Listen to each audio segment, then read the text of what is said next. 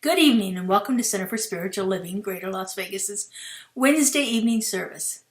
My name is Reverend Laura Hallett, and it is my pleasure to be the spiritual leader for this amazing community here in Southern Nevada. If you happen to be joining us from somewhere else in the world tonight, we are so delighted to have you here with us. It really is so amazing to have this technology that lets us connect in consciousness no matter how far apart we are. I'd like to thank our beloved community members who are here supporting this service tonight. We have practitioner Karen Dunphy sitting high watch. Our music director Justin Vogel is providing our musical inspiration tonight. And our media specialist Joe Blom creates these amazing videos for each service.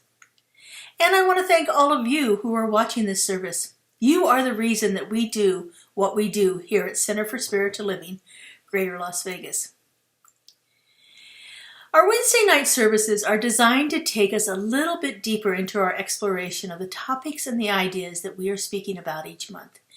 Each month we use a different theme based on Center for Spiritual Living's global theme for 2020, which is Living Everyday Wonder. And then each month is divided into different aspects of our lives and designed to take us on a journey to understanding each topic a little bit deeper and finding different ways of experiencing wonder and joy in our lives. In January, we looked at our life overall and just took a broad look at different aspects of our lives. In February, we went inward and took a look at our inner life. And now for the month of March, we are looking at the idea of play and how we can find the little more lighter side of spirituality and how we can find a deeper connection with our indwelling presence in just a little bit more joyful and creative ways. I thought I would take each of our Wednesday evenings and explore more fun ways to connect with Spirit through some of our different spiritual practices and principles. So far this month, we've played with meditation, prayer, and affirmations. For these last 2 weeks of March, I thought I would take a look at a couple of our spiritual truths that we hold absolute. These are qualities of Spirit that we know are always in existence, are always present, always available, and always the truth of Spirit. And I thought we'd take some time to explore these two for this last 2 weeks of March. So this week, we're looking at the spiritual quality of joy and bringing a little bit more time into our lives to play with the concept of joy and see how we can bring some more of that experience into our lives. When I began at Centers for Spiritual Living back in 2005, I was working in the bookstore. And people would come into the bookstore and they would ask us to suggest a book to help them understand the philosophy of science of mind a little bit better. Now you may think that we suggested that they buy our 600-page textbook called The Science of Mind to get a really broad understanding of it. But actually that book can be quite overwhelming. And so what we always recommended to them, every single time when they came in looking for that very first book, we recommended the book by Ernest Holmes called This Thing Called You. There was a very particular reason we did this. It was a very easy read and a great way of understanding an overall concept of our spiritual principles that we use here in Centers for Spiritual Living. The very opening line of the book, This Thing Called You, is this: you, like all others, are seeking the joy of living. Now that one single line has set the tone for this amazing work that for decades has changed people's lives. We are all seeking the joy of living. Everyone, everywhere is seeking the joy of living. And of course that means vastly different things to different people. Joy is the fundamental nature of Spirit. Our founder Ernest goes on to say in This Thing Called You, Spirit is happy, whole, free, filled with joy, eternal in its existence, and can provide you with everlasting expansion. All of your highest hopes and dreams have come from it. The echo of its being is in your intellect. The voice of its unspoken word is in your mind. The feeling of its light and life is in your heart. And the emotion of its imagination is in your soul. Joy is the very heart of who we are. It is expressing itself in all different avenues within our being. The very nature of this creative intelligence that brought us into existence is bringing forth more and more joy into our lives on a daily basis. I believe that the divine creates for the sheer joy of doing it. One of my favorite spiritual ideas, and it's written in many different spiritual texts and quoted by different people, but I can't find the definitive answer to it. But this is kind of a paraphrase of it. We exist for the sheer delight of God. We exist. That creative intelligence brings us forth just to delight itself, just to experience life in a different way, just to experience a little bit more joy through each and every one of us. I believe that our lives are meant to be lived with joy.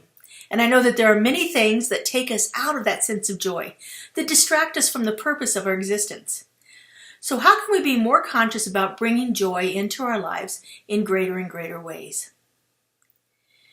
The philosopher and theologian Howard Thurman wrote a passage entitled "The Moments of High Resolve." And the last paragraph of this is something that I frequently go to remind myself of how I want to live my life. He writes, "In the quietness of this place, surrounding by the all-pervading presence of God, my heart whispers, keep fresh before me the moments of my high resolve, that in fair weather or in foul, in good times or in tempest, in the days when the darkness and the foe are nameless or familiar, I may not forget that to which my life is committed. Keep fresh before me the moments of my high resolve." I actually have this line in almost every one of my journals. I have it on a sticker on my computer. I keep it fresh before me because it is a reminder for me to keep looking at those moments of high resolve, those moments when I am seeking that higher expression of the divine through me. So how do I keep fresh before me the moments of my high resolve? Well, one of the most surprising things that I've learned in my 15 years of doing spiritual work is the immense pleasure I get out of checking something off of a to-do list. Now, I was never one to make to-do lists until recently. And so I didn't understand how satisfying that could be, what a great experience of joy I could get out of making a little check mark in a box. Now, I'm not talking about an ordinary to-do list of my everyday tasks, so much more that I'm thinking about something that has been come to be known as a bucket list. I had never ever experienced working with a bucket list before I started writing one in late 2019. 2020 was my 60th year on the planet. And so in late 2019, as the new year was approaching, I was doing my spiritual work around the idea of making my 60th year a year of intentional living. It felt like a landmark year to me, and I wanted to do it in a significant way. And I wanted to be very conscious about that. So as I was doing my work and looking at different things, different ways I could bring more intention into my life, I came across bucket list. And so I decided that for my 60th year on the planet, I would find 60 things that I had not done before, and then spend 2020 doing those things and checking them off my bucket list. Well, as you know, in March of 2020, the world shut down due to the pandemic. So there were many things that I could not complete on my bucket list because they involved travel or being in large groups of people or going to restaurants or things that were being prohibited due to the quarantine. But I was still able to do quite a few of them. In fact, I completed 37 items on my bucket list in 2020. And every single time I checked one of those things off, I felt a huge, amazing sense of joy. It's hard for me to explain. It was even hard for me to imagine that I could experience this kind of joy over checking something off of a list. But these were things that I had thought I had wanted to do all of my life, but never had the motivation, the will, or whatever else it was that was needed for me to be able to do these things. And every year since, I have created a new bucket list. The number of items on my list increases each year with my age. So this year's list had 62 items on it.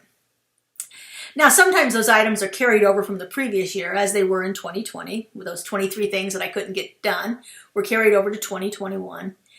And of course, the pandemic continued into 2021, so many of those things I was still unable to do.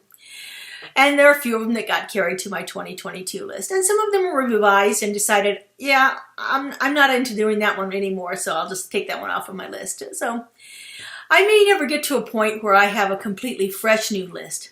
But I have to say that I've certainly done and tried a lot more things in my life than I ever did in my first 60 years.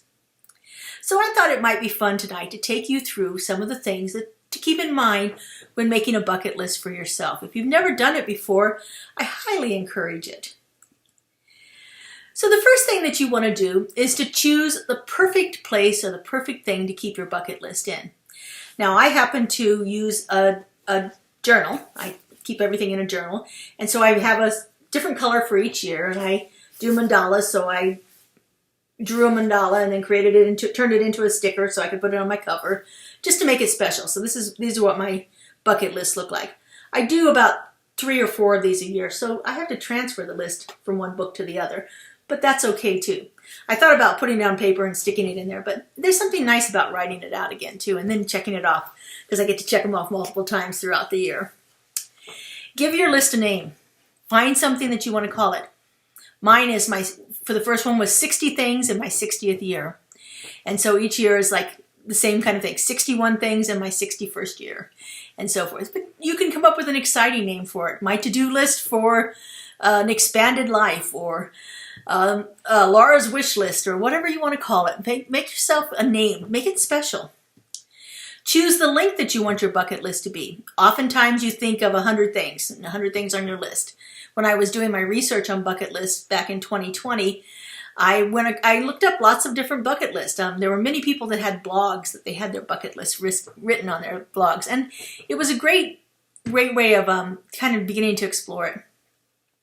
Create categories for the items that you want on your bucket list. Find the different kinds of things that you wanted to do. For instance, I had things that I was doing by myself. I had things that I was doing for self-care. I had things that I was doing to educate myself. Things I was doing with other people.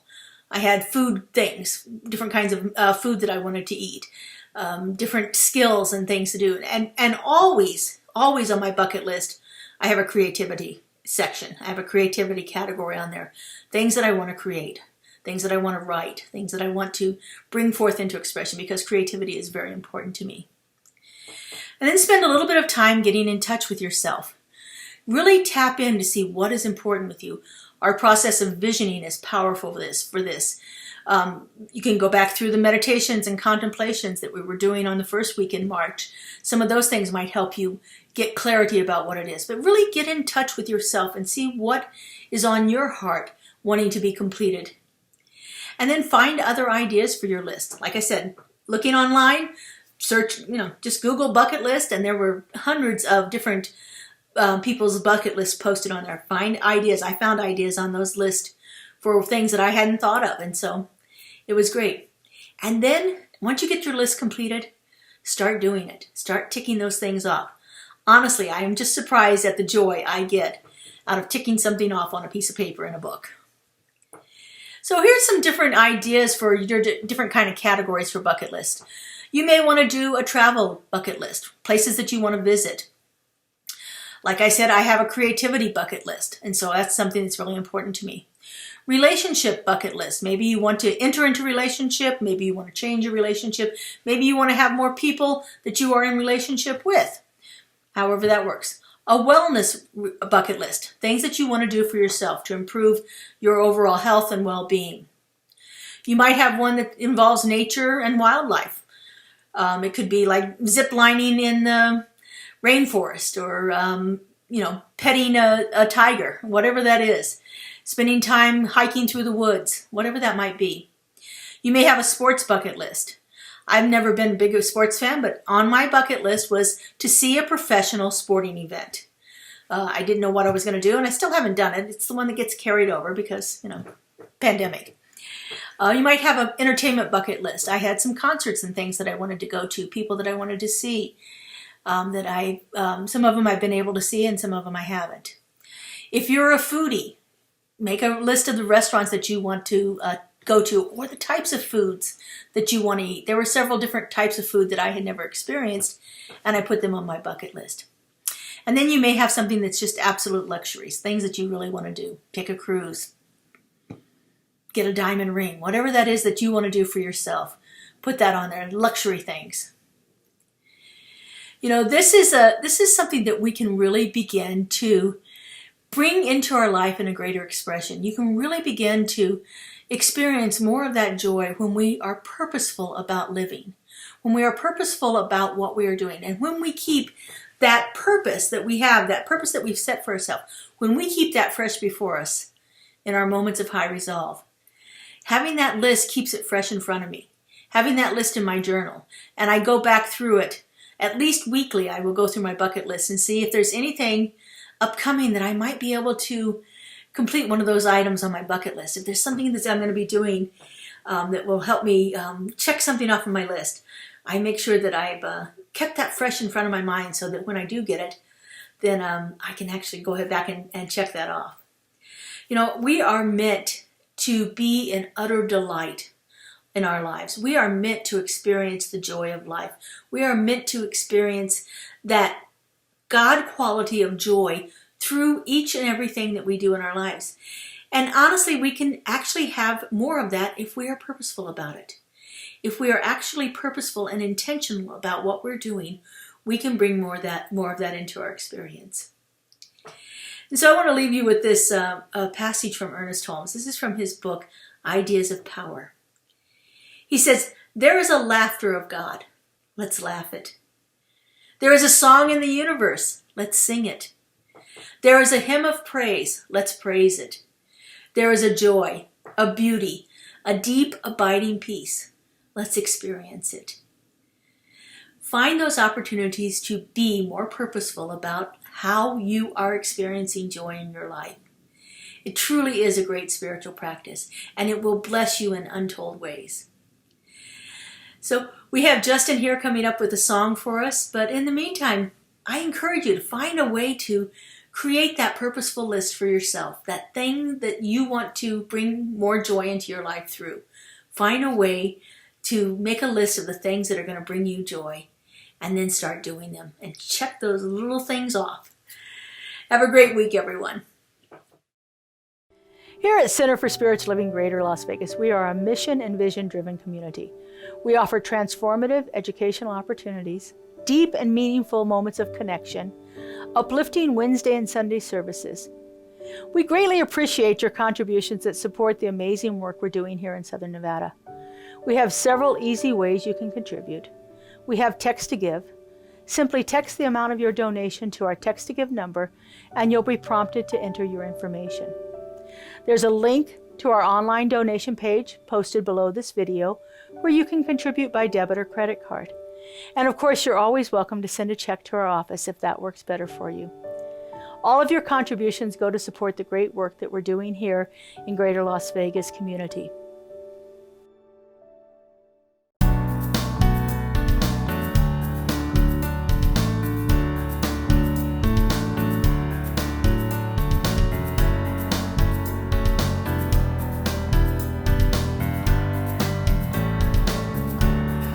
I release and I let go.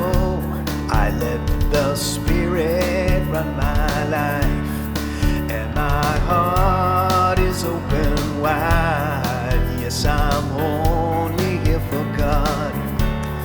No more struggle, no more strife.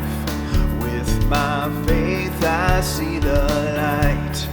I am free in the Spirit. Yes, I'm only here for God. I release and I let go. I let the Spirit run my life, and my heart is open wide. Yes, I'm only here for God. No more struggle, no more strife. With my faith I see the light. I am free in the Spirit. Yes, I'm only here for God. Sing it up. I release and I let go. I let the Spirit run my life, and my heart is open wide. Yes, I'm only here for God. Again now, I release and I let go. I let the Spirit run my life, and my heart is open wide. Yes, I'm only here for God. No more struggle, no more strife. With my faith I see the light. I am free in the Spirit. Yes, I'm only here for God. Yes, I'm only here for God.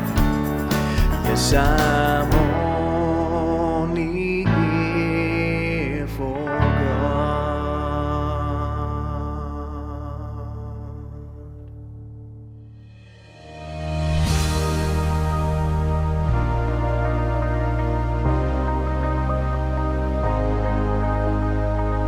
The monthly publication, Science of Mind magazine, is a treasure to be read and contemplated. Along with in-depth articles, there is a day-to-day spiritual support to be gleaned from its daily guides. Licensed practitioner Lynn Frankenberger hosts Adventures in Faith every Tuesday at 11 a.m. on Zoom, and you're invited to join in. This is a weekly group discussion that focuses on those daily guides and how to apply them. Check Facebook and our weekly newsletter for more details. Oh, in the beginning, God.